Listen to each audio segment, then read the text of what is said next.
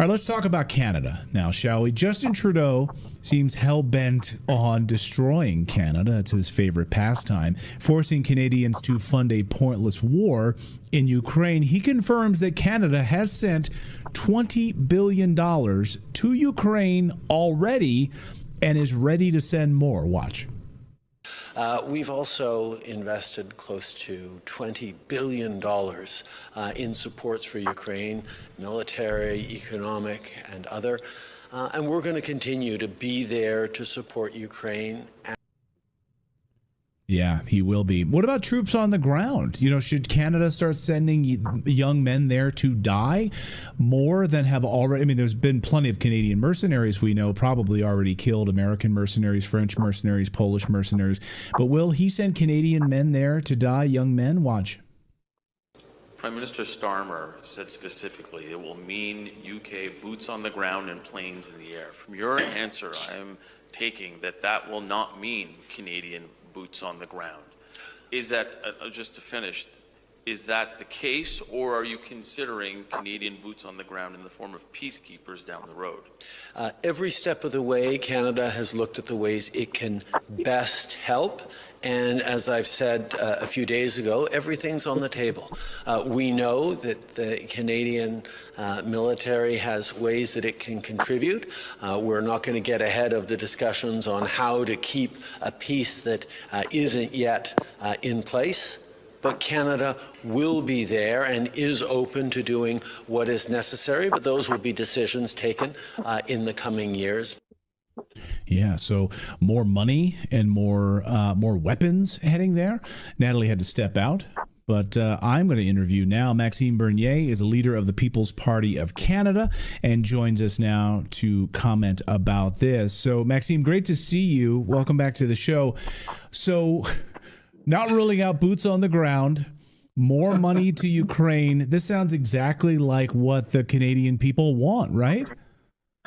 Yes, and it said also we will decide for the boots on the ground in coming years. So for him, this war must go on. Like you said, we spend, not invest, but spend $20 billion, money that we don't have. We have a deficit of billion dollars. So he does not understand the reality. The reality is, the only adult in the room is President Trump. We must have a peace over there, and the conditions are out there. Ukraine must be neutral, no troops, European or Canadians troop in Ukraine, and the Russia will keep Crimea and Donbass, and that's it. The deal is on the table, and the history of our country is to promote peace and peacekeeping. So he must be with Trump on that, and that will be great for Europe. That would be great for our country. We don't have to spend more money over there. Now, what I'm understanding is when Trudeau is saying we are with Ukraine, is saying we are with the destruction of Ukraine. Right. Yes, that's absolutely the case. I mean, so he's been aligning himself with these European leaders. He was in Kiev, I think, a week or so ago. He showed up there on the train. He's glad-handing with Zelensky and all of those guys, giving a big hug to Zelensky. Then he's hanging out with the European leaders, aligning himself with Europe. This seems to be the pattern of the Liberal Party. But Pierre Poilievre also standing with Ukraine. There doesn't seem to be much daylight at all between Pierre Poilievre and Justin Trudeau on the question of Ukraine. Am I wrong about that? You're absolutely right. And it is why Pierre Poilievre is losing a lot of support in the polls in Canada right now, because he is like Trudeau, and people will prefer to vote for the real liberals instead of the fake one with Pierre Poilievre. So on Ukraine is go and is out there speaking about, us being more involved in that war. And he's fighting Trump on that, like Trudeau. So on a lot of issues, Poilievre, the Conservatives, are like the Liberals, and that's why I said long time ago that they are conservative in name only in Canada.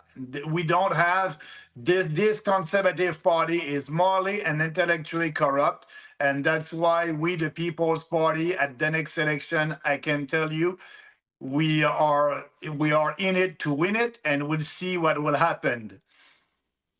Well, right now there seems to be a trade war. Prime Minister Trudeau was sort of given an ultimatum by President Trump. Hey, stop the flow of fentanyl into the United States, or we're going to put these 25% tariffs on your country.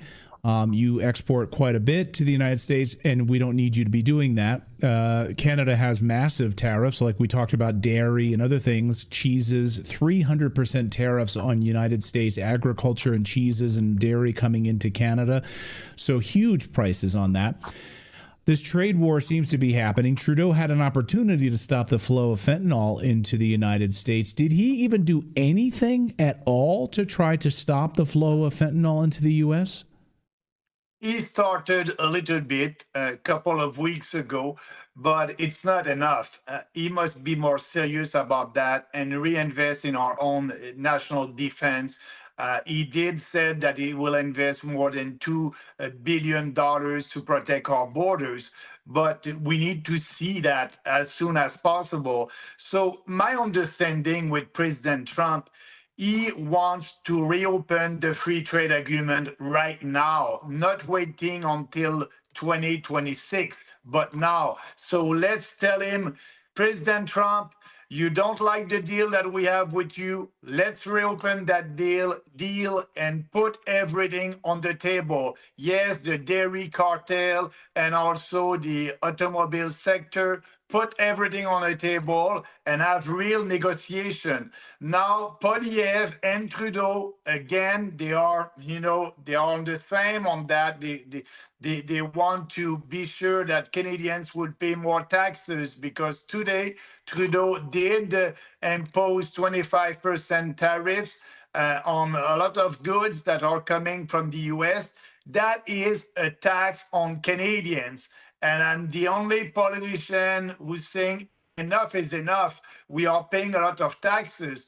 But no, they want to impose more taxes on us. The reality is we must not do that. Just take our time, go in Washington, have that discussion with Trump, reopen the free trade agreement, and, not imposing more tariffs on us. What they're doing, they are, our economy will be in a recession because of that. And more people don't understand that we don't have a leader that will fight for our country. And the way to fight for our country is not to do retaliation measures like they're doing right now. I speak to quite a few Canadians who tell me the same thing. They cannot believe what they've seen, the destruction of their country under Justin Trudeau in just the past couple of years. What they have done, what this man has done is unbelievable. And just when I think he can't do any more damage, the guy resigns a few weeks ago, says he's going to resign. He managed to do even more damage a few weeks after that. Unbelievable. Maxime Bernier, thank you for joining us from Montreal, Canada. We're watching this very, very closely as Justin Trudeau continues to try to align himself with the European warmongers. I'm sure that's going to end well for Canada. Maxime, thank you for being a voice of reason up there. We appreciate it. Thank you for having me.